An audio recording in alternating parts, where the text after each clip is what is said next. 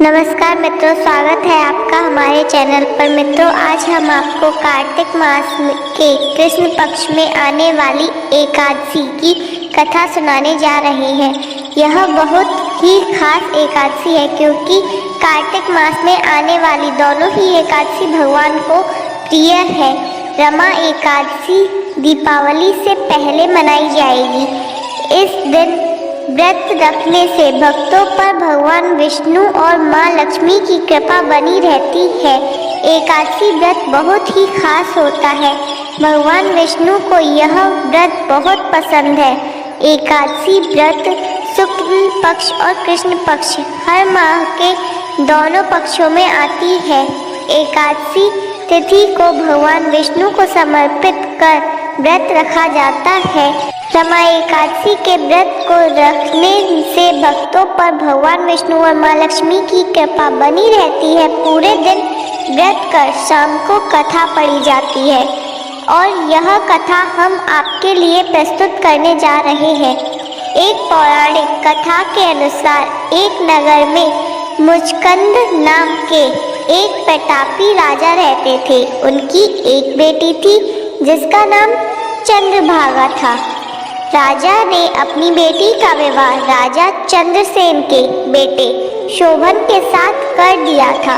चंद्रभागा के यहाँ सभी एकादशी का व्रत करते थे, लेकिन उसके पति शोभन को भूखा रहकर नहीं रह सकता था।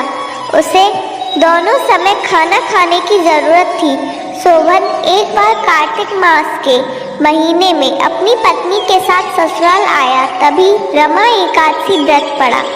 चंद्रभागा ने गृह राज्य में सभी रमा एकादशी का नियम पूर्वक व्रत रखते थे और ऐसा ही करने के लिए शोभन से भी कहा गया। शोभन ने इस बात को लेकर परेशान हो गया और बोला कि एक पल भी भूखा नहीं रह सकता, तो वह रमा एकादशी का व्रत कैसे करेगा। वह इसी परेशानी के साथ पत्नी के पास गया और बोला कि मुझे इसका उपाय बताओ, लेकिन चंद्रभागा ने मना कर दिया। उसने कहा कि अगर ऐसा है तो आपको राज्य से बाहर जाना पड़ेगा, क्योंकि राज्य में ऐसा कोई व्यक्ति नहीं है जो इस व्रत नियम का पालन न करता हो। यहाँ तक कि इस दिन राज्य के जीव जंतु भी भोजन नहीं करते हैं। आखिरकार शोभन को रमा एकादशी उपवास रखना पड़ा, लेकिन भूख को वह सह नहीं पाया और पारण करने से पहले उसकी मृत्यु हो गई। चंद्रभागा ने पति के साथ खुद को सती नहीं किया और पिता के यहाँ रहने लगी। उधर एकादशी व्रत के पुण्य से शोभन को अगले जन्म में मंदरांचल पर्वत पर आलीशान राज्य प्राप्त हुआ। एक बार मुचुकुंदपुर के ब्राह्मण तीर्थ यात्रा करते हुए शोभन के दिव्य नगर पहुँचे। उन्होंने सिंहासन पर विराजमान शोभन को देखते ही पहचान लिया। ब्राह्मणों को देखकर शोभन सिंहासन से उठे और पूछा कि यह सब कैसे हुआ। तीर्थ यात्रा से लौटकर ब्राह्मणों ने चंद्रभागा को यह बात बताई। चंद्रभागा बहुत खुश हुई और पति के पास जाने के लिए व्याकुल हो उठी।